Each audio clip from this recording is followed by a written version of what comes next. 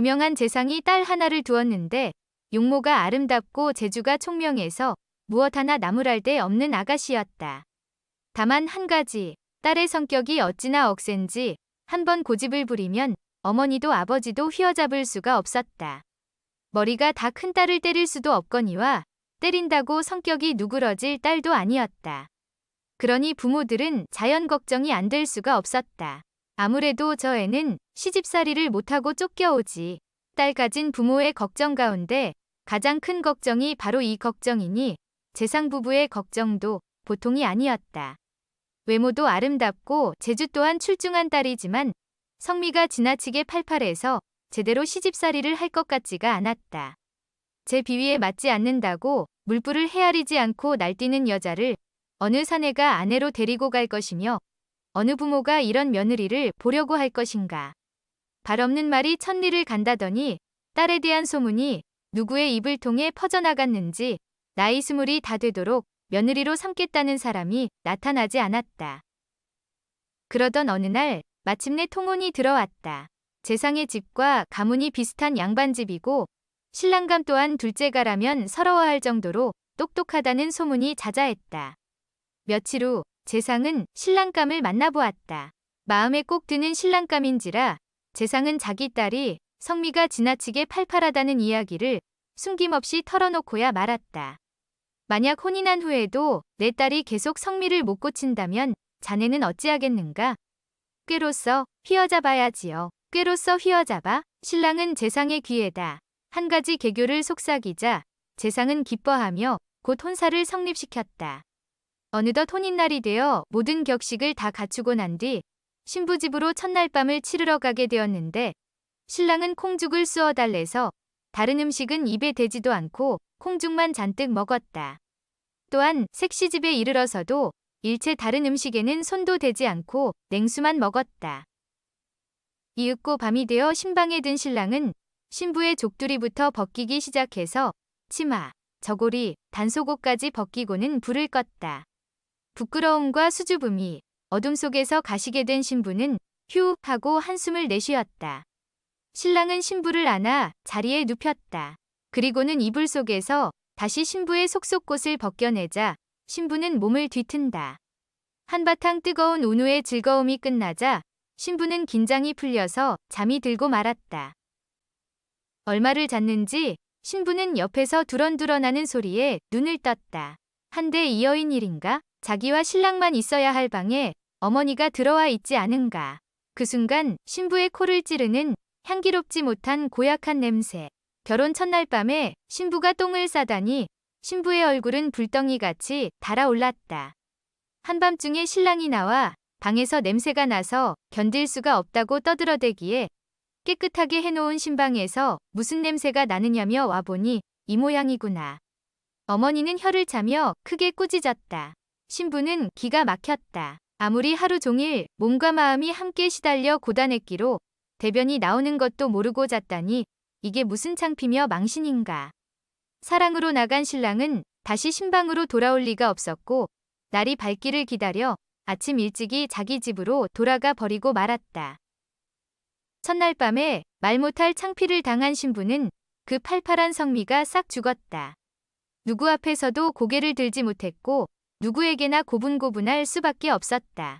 이쯤 되어서 재상은 딸의 모습을 주의해보다가 인편을 통하여 신랑을 불렀다. 됐네, 됐어. 이젠 데려가게. 시집으로 와서는 신랑의 입에서 첫날 밤 얘기가 나올세라 남편의 뜻을 받들어 시집살이를 잘하였다 한다.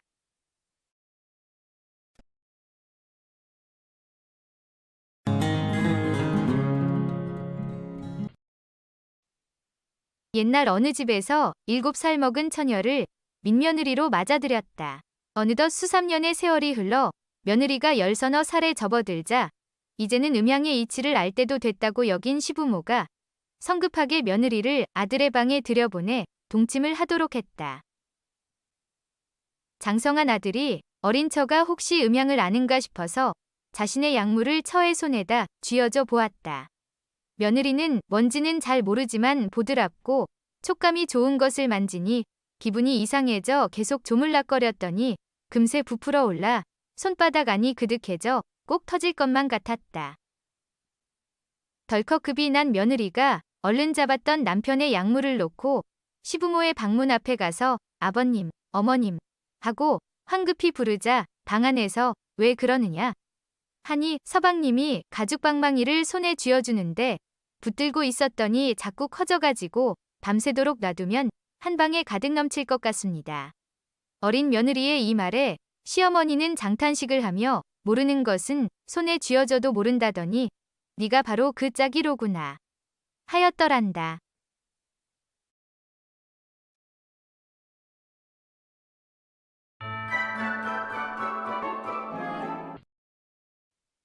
박서방이 암소를 끌고 접을 붙이려고 황소를 찾아 이웃마을 강첨지내로 갔다.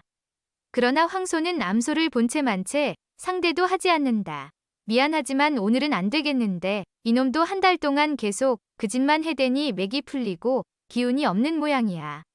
하이구, 이를 어째. 하루 품을 메고 암소를 끌고 왔는데 무슨 도리가 없을까? 옳지, 동네 노인들한테 들은 이야기인데 소가 양기가 없을 때는 뿔과 뿔 사이를 비비면 기력이 생긴다던데 한번 시험해보세. 허허 참 기묘한 처방일세. 이리하여 그들은 황소의 양미간을 솔로 벅벅 비벼주었다. 그랬더니 과연 효험이 있었던지 황소의 씨를 받을 수 있었다. 박서방은 매우 흡족해서 집으로 돌아갔고 며칠 후 또 다른 암소를 끌고 강첨지내로 갔다. 이번에도 황소가 기력이 없는지 암소를 거들떠보지도 않기에 박서방은 지난번에 썼던 방법을 쓰자고 했다. 어떤가? 이번에도 황소가 기운이 없다면 어서 소를 가져오게나. 전번에도 성공하지 않았나? 응, 그건 알고 있네. 그런데 이걸 좀 보게나. 강첨지는 머리를 내보였다. 앞머리가 몽땅 빠져서 대머리가 되어 있었다. 요전에 자네가 다녀간 후 내 여편네가 그것을 보고 매일 밤 이마를 어떻게나 문질렀는지 그만 앞머리가 몽땅 빠져버렸다네.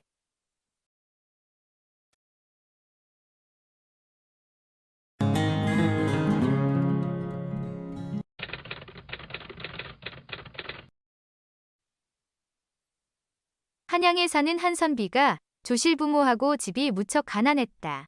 그런데 20세 때 영남 지역 처녀에게 장가를 드니 아내가 아름답고 재능이 많아서 혼인한 지 1년쯤 지나자 가정을 잘 이끌어 집안 살림이 넉넉해졌다.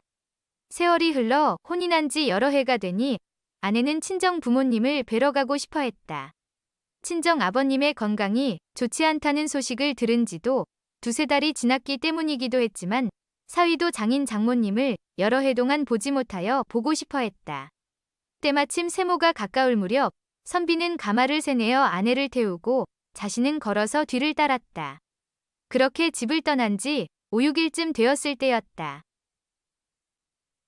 날이 저물자 한 주점에 들어 밤을 지내는데 갑자기 밖에서 소란한 소리가 들렸다. 그래서 잠이 깨어 일어나 불을 켜니 건장하게 생긴 남자가 많은 부하를 거느린 채 선비가 자는 방으로 들이닥친 것이었다.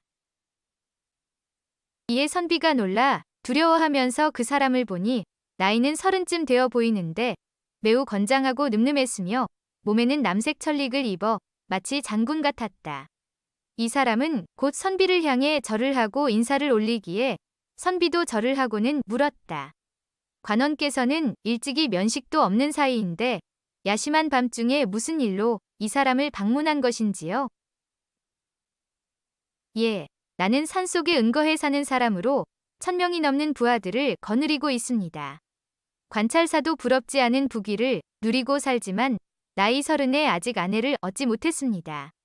시골 여인들은 모두 내 배필로 합당하지 않아서 여기저기 물색하던 중 선비가 가솔들을 거느리고 시골로 행차한다는 말을 들었는데 부인 또한 매우 아름답고 현숙하다는 이야기를 들어 중도에서 기다리고 있었습니다. 무례한 요구 같지만 선비는 한양에서 다시 장가드는 일도 어렵지 않을 터인즉 부인을 내가 데려가고자 하여 이렇게 온 것입니다. 5,000냥의 돈을 드리겠으니 부인을 내주는 것이 어떨는지요? 이 말에 선비는 새파랗게 질려 몸을 떨면서 대답했다. 세상에 이런 억지로 남의 아내를 빼앗는 일이 어디 있단 말입니까? 게다가 돈을 받고 아내를 팔다니요? 국법이 있건을 어떻게 이런 짓을 한답니까? 그거 참, 선비는 생각이 많이 모자라십니다. 네, 비록 무례한 행동이지만 이렇게 결심하고 왔는데 그런 말로 물러갈 줄 아는지요. 선비는 이 거금으로 얼마든지 다시 현숙한 교수에게 장가들어 행복하게 살 수 있을 것입니다. 지금 선비가 허락하지 않는다 해도 내 수많은 무리를 거느리고 왔으니 억지로 빼앗아 갈 수도 있습니다. 그렇게 되면 돈 5천냥도 잃고 낭패를 당해 생명에도 지장이 올 수 있다는 사실을 왜 모르는지요. 도적 두목의 말에 선비는 말문이 막혀 눈물만 흘리니 이때 벽 너머 옆방에 있던 부인이 사람을 시켜 선비를 부르는 것이었다. 그리하여 선비가 울먹이면서 아내가 있는 방으로 건너가자 도적 두목은 부부의 대화를 엿들으려고 가만히 벽에 귀를 기울였다. 서방님, 이 일은 큰 병고입니다. 어찌 말로 설득하여 해결될 일이옵니까? 저들은 힘으로 당할 수 없는 도적대들입니다. 생각해보면 내 당신 집안에 들어와 춥고 배고픔을 견뎌야 했고 또 아직 자녀도 없으니 저 사람에게 몸을 허락하여 부귀를 누리고 살고 싶습니다. 그리고 서방님은 저 사람들이 주는 돈 5천냥으로 다시 장가를 들어 많은 전답을 사서 부자로 살 수가 있습니다. 이렇게 되면 서로가 잘 되는 일이오니 이 몸을 두고 공연한 희생은 하지 않는 편이 나을 듯 싶습니다. 부인은 옆방에 들리라고 일부러 큰 소리로 말하면서 도적 두목의 마음을 안심시키려 하는데 선비는 오열을 하며 뭐라고? 당신이 도적에게 가서 행복하게 살겠다고?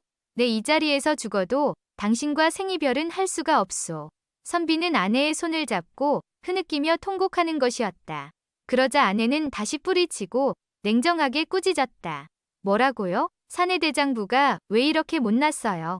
나 역시 즐거운 건 아니지만 일이 이렇게 되었으니 속히 보내준다고 허락하세요. 이에 선비는 비분을 금할 수 없었으나 어떻게 할 방도가 없어 아내를 주겠노라고 허락했다. 이 말을 들은 도적 두목은 좋아하면서 선비를 위로하는 것이었다. 내 잠시 대화를 엿들어 보니 부인은 정말 현숙합니다. 일시적인 감정으로 큰 재앙을 자초하지 않는 것이 좋지요. 부인의 현명한 판단을 따른 것은 정말 잘한 처사입니다. 선비는 애간장이 녹아내리는 듯하여 풀썩 주저앉은 채 아무 말도 하지 못했다. 곧 선비 아내의 목소리가 들렸다. 얘들아, 내 지금 수습하여 장군을 따라 나설 것이니 서둘러 가마를 준비하고 밖에서 기다리도록 하라. 이렇게 하여 선비의 아내는 몸단장을 하고 하인들이 분주하게 움직여 출발 준비를 하고 있으니 도적 두목은 매우 기뻐하면서 5천냥을 들여놓는 것이었다. 그리고 부하들에게 속히 떠날 준비를 하라고 호령하니 선비는 넋나간 사람처럼 앉아 있었다.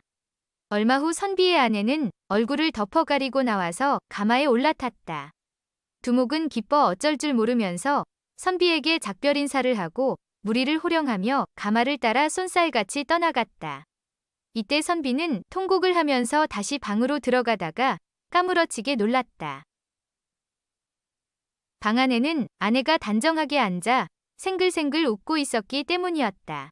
선비는 죽었던 사람을 다시 만난 듯 아내의 손을 잡으며 물었다. 여보, 이게 어찌된 일이요? 정말 당신이 맞소? 예, 서방님은 여기 앉아 제 말을 들으소서. 저 무도한 두목이 무리를 거느리고 깊은 밤중에 나타났는데 억지로 빼앗아 가려는 것을 서방님과 저의 힘으로 어찌 당할 수가 있겠어요? 그래도 5천냥을 준다는 건 도적으로서 서방님을 대접하여 선심을 쓴 것이랍니다. 그 상황에서 만약 허락하지 않으면 강제로 빼앗아 갔을 것이고 서방님의 몸 또한 온전하지 못했을 것입니다. 그래서 서방님을 불러놓고 일부러 저들이 듣도록 큰 소리로 말해 안심을 시킨 것이지요.